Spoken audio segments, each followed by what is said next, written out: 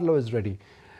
Let's understand from him if he agrees with our assessment. Peter, I'm sure you must have heard our assessment that FIs, which are foreign institutional investors, as we call them in India, they are selling. But we feel that the selling is not permanent because the selling has to coincide either with the strength in dollar or bond yields or both. And right now, the dollar is looking not very strong.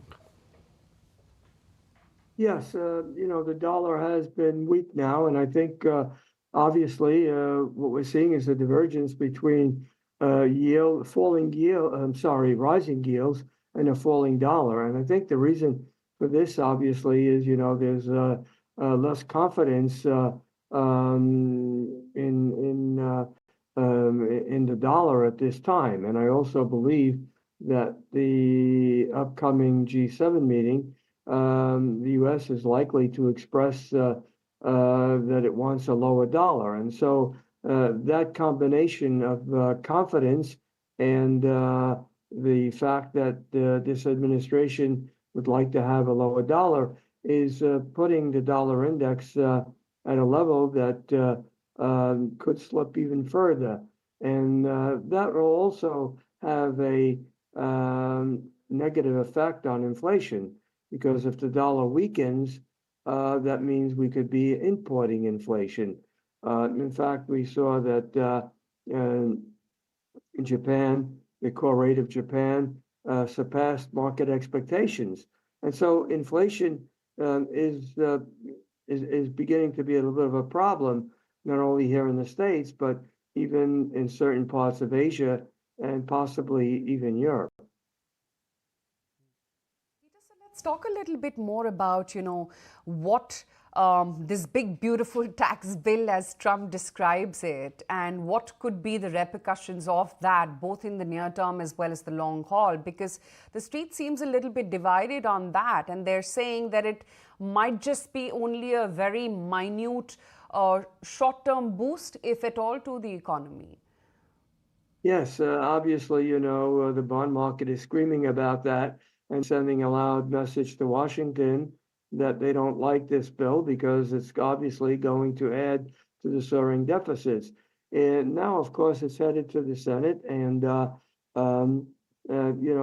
suspect that they'll be nitpicking at this bill, and hopefully that can calm the markets. But tax breaks, unless they are accompanied with huge cuts in entitlements, they don't serve to be positive.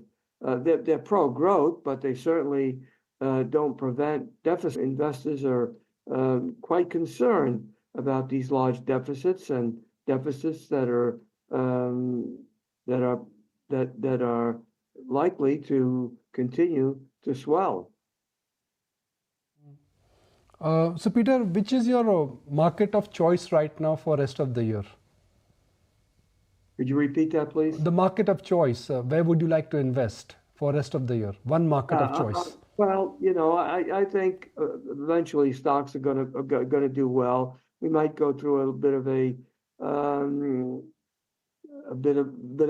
of a challenging period here, but I think it's wise to have a certain amount of gold in your portfolio. I think gold is going to continue to rally.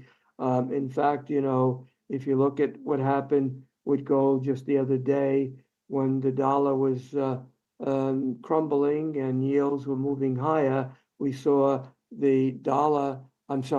gold prices move higher, and they were rather strong. And generally speaking, when you have strong yields and yields going up, that's a major headwind for the price of gold. In fact, this time it didn't happen. And so I think the reason for that is, of course, besides the ongoing concerns, geopolitical concerns, tariff concerns, inflation concerns, I think the reason for that is that smart money is putting gold at the helm of a true hedge. And central banks have been buyers and will probably continue to be buyers. And I think hedge institutions will continue to support gold prices. So I think a certain percentage of your portfolio should be in gold. Okay, Peter, great to have you on the show. Thanks as always for joining in with your perspective.